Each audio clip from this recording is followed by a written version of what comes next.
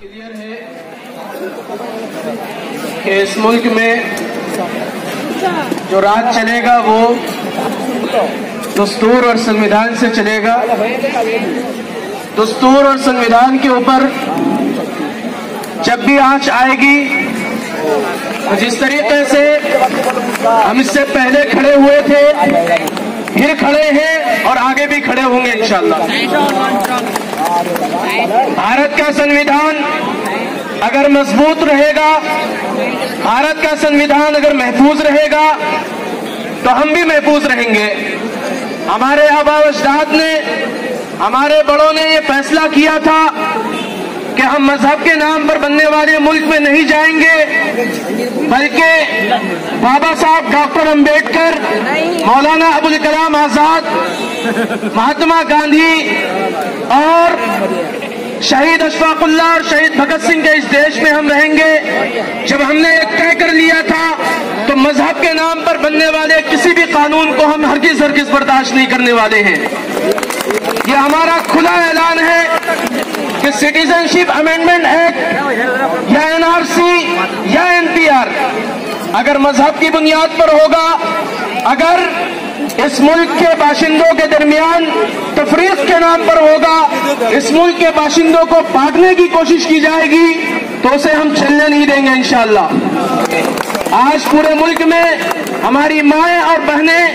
آج پورے ملک میں ہمارے نوجوان ساتھی،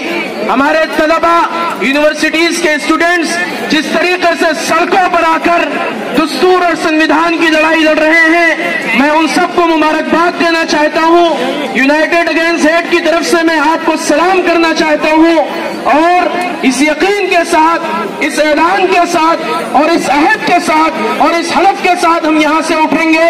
کہ جب تک سٹیزن شپ امینڈمنٹ ایکٹ واپس نہیں ہوتا ہے، جب تک دستور اور سنویدھان کو بانٹنے کی اور ہندوستانیوں کو بانٹنے کی سازش پر ورام نہیں لگتا ہے، اس وقت تک ہماری یہ لڑائی جاری رہے گی.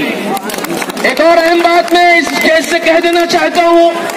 جو یونائٹڈ اگینسٹ ہیٹ بار بار کہتی رہی ہے، ہم اسٹیج سے ہر جگہ سے ہم یہ پیغام دیتے رہے ہیں کہ NPR میں جو 8 سوالات پڑھائے گئے ہیں اور مذہب کے نام پر جس طریقے سے بانٹنے کی سازش اور کوشش کی جا رہی ہے اور جس طریقے سے NPR کو NRC کا چھوٹا بھائی بنا کر پیش کیا گیا ہے، میں بھارتیہ جنتا پارٹی سے نہیں کہوں گا، نہ بھارتیہ جنتا پارٹی کی حکومت کے اسٹیٹ سے کہوں گا، بلکہ میں ان پارٹیوں سے کہوں گا جنہوں نے مسلمانوں کے ووٹ لیے ہیں، جو مسلمانوں کے نام پر راجنیتی کرتے ہیں. میں کانگریس کی سرکاروں سے کہنا چاہتا ہوں، میں ادر BJP کے گورنمنٹ سے کہنا چاہتا ہوں کہ آپ لوگ NPR پر اپنا اسٹینڈ کیوں نہیں کلیئر کر رہے ہیں؟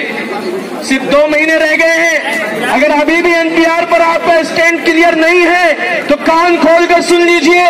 جو مسلمان آپ کو اس لیے ووٹ دیتے ہیں کہ سیکولرزم باقی رہے، جو مسلمان آپ کو اس لیے ووٹ دیتے ہیں کہ ہندوستان کا سنویدھان زندہ رہے، وہی مسلمان، وہی اقلیتیں، وہی دلت، وہی آدیواسی، وہی دیش کے ناگرک آپ کو کرسی سے بھی ہٹانے کا کام کریں گے انشاءاللہ. اس لیے